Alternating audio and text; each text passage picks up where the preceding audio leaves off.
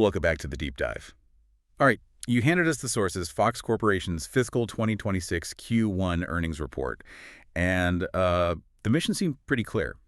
Figure out how a legacy media player isn't just, surviving the cord-cutting chaos, but actually growing.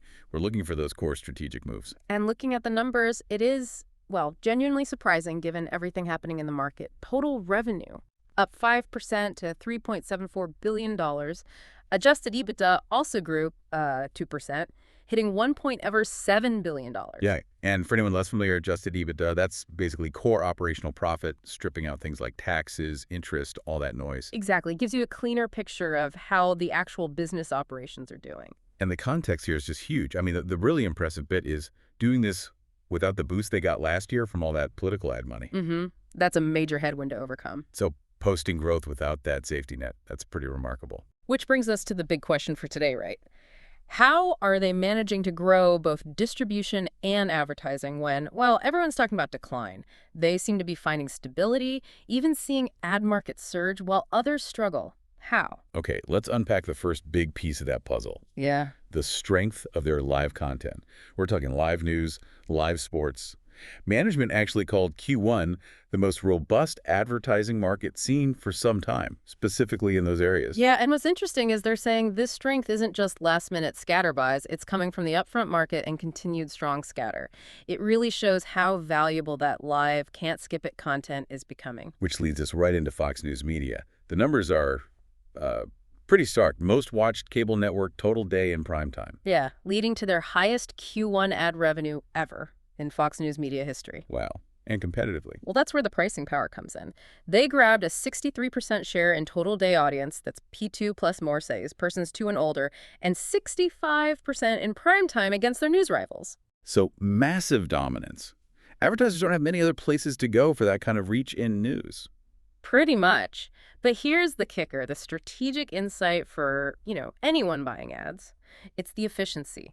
The sources point out that even with all that dominance, their CPMs, the cost per thousand viewers, are still only about half of what broadcasts are. Okay, so they're dominant but still relatively cheap compared to broadcast networks. Exactly. That gap explains the volume. They're not charging the absolute premium network rates, but they deliver massive engagement and reach. It's a powerful mix. And that's bringing in new advertisers. Apparently so. They reported attracting around 350 new national clients this year. Many are actually increasing their spending, too. It's just an efficient way to reach a very engaged audience. But the question is, can that last? Is it just the current news cycle, or is it something more durable? That's definitely the critical question. The report frames it as loyalty that transcends specific news cycles. But look, their strategy isn't just news. The other part of that live core, sports, shows it's also about delivering, well, pure spectacle. Right. Let's shift to that. Sports is the engagement engine. If news is the daily driver, sports brings the huge peaks. And the fall season numbers look really strong. Absolutely. NFL on Fox started very strong, averaging nearly 22 million viewers in September. That's up 12% from last year. 12% is a significant jump. It really is, and it translates directly into market leadership. Their main broadcast, America's Game of the Week, was the #1 show on all of TV through September, averaging 30 million viewers. 30 million. Okay, these aren't just numbers. These are the kind of mass reach events that fuel entire ad strategies because, well, there just aren't many left. Precisely. And college football is doing similar heavy lifting. The Big Noon Saturday window averaged over 6 million viewers, up 22%. 22%, wow. And they highlighted that Ohio State versus Texas game, nearly 17 million viewers. That made it the most watched Week 1 college football game ever on any network. Okay, that single game really underlines the value of this live stuff. It's irreplaceable. Even MLB postseason ads are looking to beat last year. Live content is absolutely the foundation of their ad business. It really seems to be. But, okay, Q1 wasn't just about the core getting stronger. There was a big digital story too, right? Yeah. A sign their digital strategy is maybe finally maturing. Definitely. The second major headline was Tubi, their ad-supported streaming service. Ah, yes, Tubi. The big news was profitability, wasn't it? Achieved it in Q1, which was actually sooner than they expected. Exactly. That's a huge milestone. It really changes the whole story around their digital spending. Tubi is proving that AVOD ad-supported video on demand can actually work at scale. And the growth metrics look solid, too. Yeah, 27% revenue growth, driven by an 18% increase in total view time. People are watching more, and the ads are following. So what's the future look like for Tubi? They gave some guidance on margins, I think. They did, and this is the key strategic takeaway. They expect Tubi's margins to eventually settle in the 20% to 25% range, medium term. And why is that 20–25% range so significant for a streaming service like Tubi? Well, for an AVOD platform, with all the costs of content and tech, hitting mid 20% margins is excellent. It's potentially better than some established subscription streamers and definitely beats old school broadcast margins. So Tubi is becoming a real profit engine, not just a growth project. That's the idea. It shifts from being a cost center to a genuine high-margin growth driver. And importantly, this early success means they can actually ease off a bit on the overall investment level plan for all their digital stuff. Frees up cash. Right. Okay, speaking of digital strategy, there was also the launch of Fox One. That's their direct-to-consumer D2C subscription service, launched back in August 25.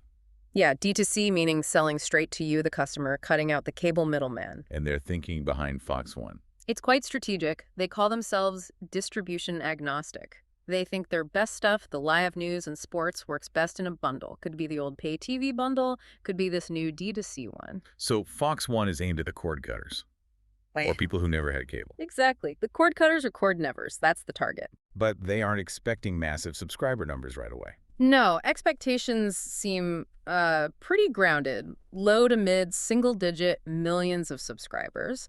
They stressed it's additive growth. It's not meant to drastically change their overall distribution picture short-term, but it gives them a path to reach people outside the traditional system. And the bundling aspect seems key. They mentioned partners. Highlighted Amazon Prime channels. And they recently added ESPN and Verizon as bundle partners, too. So Fox One looks positioned to be that live content magnet that makes these other digital bundles more appealing. And the viewing habits are similar. News during the week, sports on weekends. Seems so. The content dynamics hold up. Doesn't really matter how you're getting it. Okay, so let's pivot then to the financials, the capital allocation side, because how they use the money from the strong performance is just as important. Right, and it starts with distribution revenue stabilizing. It grew 3% overall, but the subscriber trend was the main story there, wasn't it? Decline staying below 7% for 3 quarters running. Yes. Management sees that as stable or even improving erosion. And they partly credit their inclusion in those skinny bundles. Skinny bundles, just quickly for listeners, those are the smaller, cheaper channel packs from streaming services or smaller providers. Exactly. Aimed at people who don't want the giant cable package. Being in those helps slow down the subscriber losses, supports that whole stabilization story. And that financial stability led directly to giving cash back to shareholders, the accelerated share repurchase. Yep. A big one, $1.5 billion ASR. Split $700 million Class A stock, $800 million Class B. Okay, ASR, accelerated share repurchase. Why do that instead of just buying back stock slowly over time? Well, an ASR signals confidence. It lets them execute the buyback really quickly, gets the cash back into the market fast.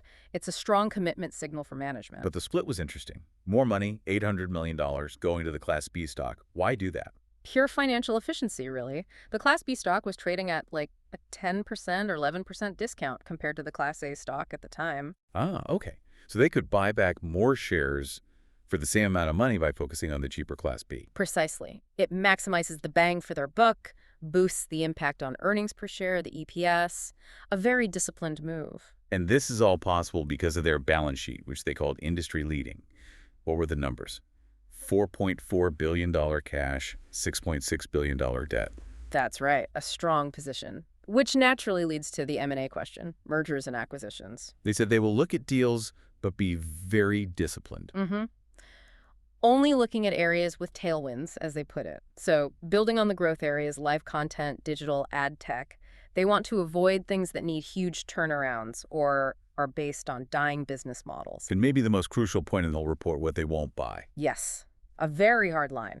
They explicitly said no investing in things tied heavily to the traditional cable industry, specifically cable entertainment assets. So no buying general entertainment cable channels. They're completely doubling down on live news and sports and walking away from the rest of the old linear model. That really seems to be the message. It defines who they are now. maximize value in those non-skippable, high-engagement live areas, and basically admit that general cable entertainment isn't where they see future growth. Okay, so let's try and wrap this deep dive up for you. Fox's Q1 FY26 success really came down to two engines working together. First, that booming live core news and sports driving incredible ad growth even without political ads. Right.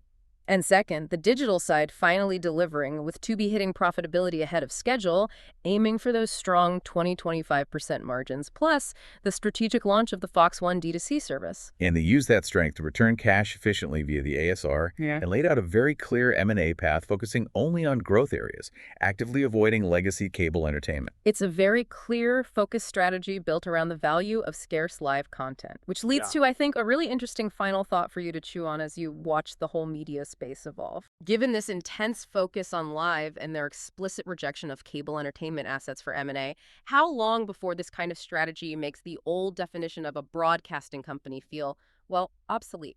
Are we moving towards platforms that only focus on these high-demand live verticals like sports and news? That shift has immediate implications for how you might evaluate future media investments and whether the bundle in any form truly survives.